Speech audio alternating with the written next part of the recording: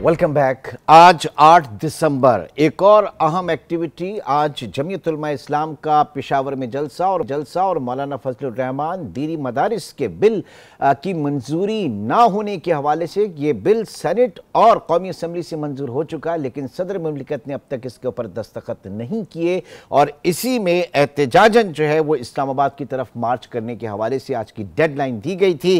आज जलसे में बहुत तफसील से इस पूरे मामले को डिस्कस किया कि जनाब ये जो बिल है दरअसल ये पीडीएम हुकूमत में इसके ऊपर डॉक्यूमेंटेशन हुई थी, इसकी दस्तावेज तैयार हुई थी और उस वक्त की हुकूमत ने ये दस्तावेज जो है इसकी ड्राफ्टिंग की थी और मदारिस ने इसको कबूल किया था। लेकिन उसके बाद एक सिलसिला शुरू होता है कि कहीं से इसकी रुकावट आई, इसको मंजूर नहीं होने दिया।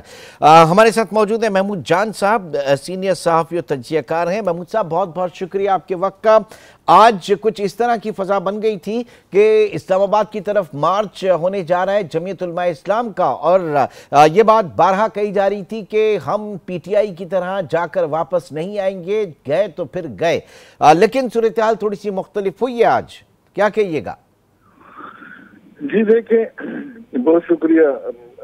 एक बात तो है कि मौलाना साहब जो कह रहे हैं कि जब वो जाते हैं तो उन्हें वापस नहीं आना होता, फिर वो वहाँ बैठ जाते हैं, और उन्होंने उस वक्त भी पाकिस्तान में एहतजाज किया था जब कोई भी इमरान खान की हुकूमत में एहतजाज करने की पोजीशन में नहीं था।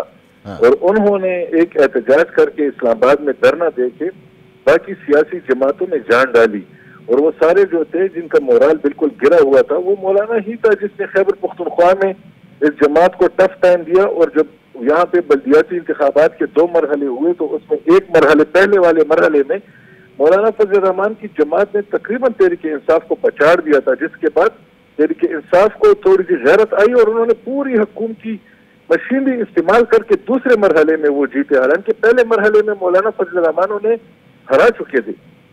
तो इस बात से तो ये वाज़ेह है कि जो यहाँ पे एक इम्प्रेशन है कि इस वक्त पाकिस्तान में सबसे बड़ी जमात जो है वो तहरीक इंसाफ है, तो मौलाना फजलुर रहमान किसी लिहाज से उनसे यहाँ पे किसी हद तक कम नहीं है।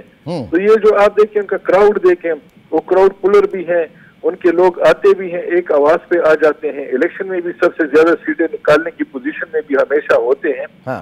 तो लेकिन इन सब से कहीं बढ़कर वो एक बेहतरीन नेगोशिएटर भी हैं। तो वो है वो जो जब डेडलॉक पैदा हो जाए तो मौलाना वो आदमी है जो उस डेडलॉक को खत्म करता है।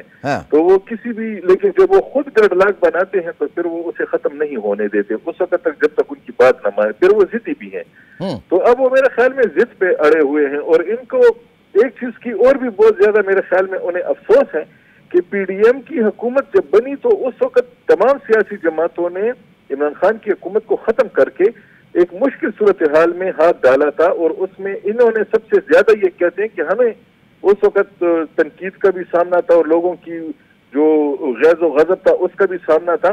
तो लेकिन जब वक्त आया तो उस वक्त ये कहते हैं कि इन्हें कुछ नहीं मिला, जबकि इनके जो इत्तेहादी थे, जो मुस्लिम लीग नून और पीपल्स पार्टी थी, तो उन्हें बहुत कुछ मिला। तो इसलिए इनका गुस्सा वक्तन फवक्तन जागता है। आपको मालूम है ये जो पीपल्स पार्टी और मुस्लिम लीग के खिलाफ इनका गुस्सा जागता है, वो ऐसी सिचुएशंस बनाते रहते हैं कि जिससे वो दोनों मुश्किल में आ जाए। देखिए ना, ये तरमीम जब पास हो रही थी तो मुलामान के दरवाजे को उसमें लाके बिठा दिया। तो उसकी वजह यह है कि उन्हें मालूम था कि उनकी इस वक्त की अहमियत क्या है, और उन्होंने उस अहमियत को कैश करा लिया था। रातों को भी लोग इनके पास आते थे, दिन को भी आते, तो अब उन्हें मालूम है। अच्छा, अब इस पर्टिनेंट बिल के हवाले से जो बात हो रही है वो विफाकी मदारिस जो है मुफ्ती तकी उस्मानी उसके सदर हैं। तो ये कहा जा रहा है कि जनाब अब एक मिल के एक जॉइंट कंसेंसस के साथ एक स्ट्रेटजी बनाई जाएगी और इस मामले को आगे लेकर चला जाएगा।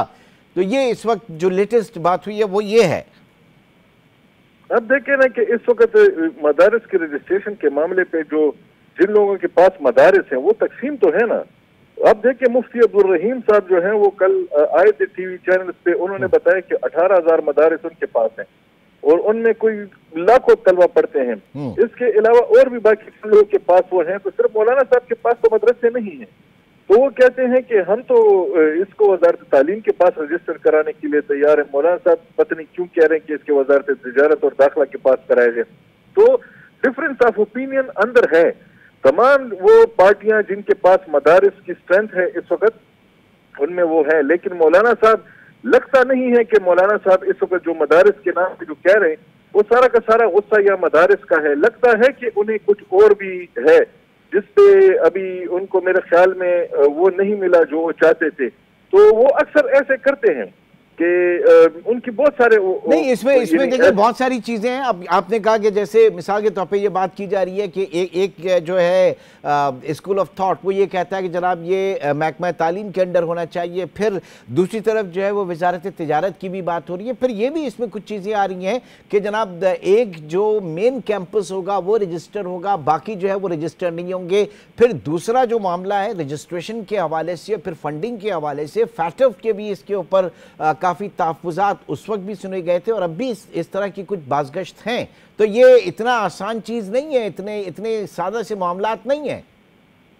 जो देखिए वो तो मौलाना साहब जो है ना तो वो इसे बैनुल-अक़वामी एजेंडा भी कहते हैं ना, तो वो जब बैनुल-अक़वामी किसी इदारे का नाम आता है, फैटफ का आता है या किसी और का आता है, तो वो उस वक्त वो कहते हैं कि हमारे कान खड़े हो जाते हैं कि ये क्यों इसमें बात कर रहे हैं। हालांकि आपको मालूम है कि इस वक्त जो मदारिस हैं तो इनके हवाले से इंटरनेशनल सतह पे हमसे बात की जाती है। जब भी पाकिस्तान से कोई मसला डिस्कस होता है तो इसमें जो मसाइल पाकिस्तान के हवाले से डिस्कस होते हैं उसमें मदारिस का जिक्र आता है।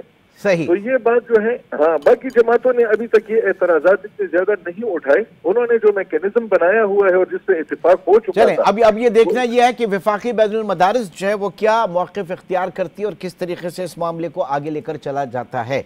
बहुत बहुत शुक्रिया महमूद जान साहब, आप हमारे साथ मौजूद थे। Thank you very much. एक छोटा सा ब्रेक और ब्रेक के बाद हम डिस्कस करेंगे पाकिस्तान की इकॉनमी को और वो क्या चीज़ें हैं जो इस वक्त मईशत के पीछे हाथ धो के पड़ने वाली हैं। एक छोटे से ब्रेक के बाद जायजा लेंगे।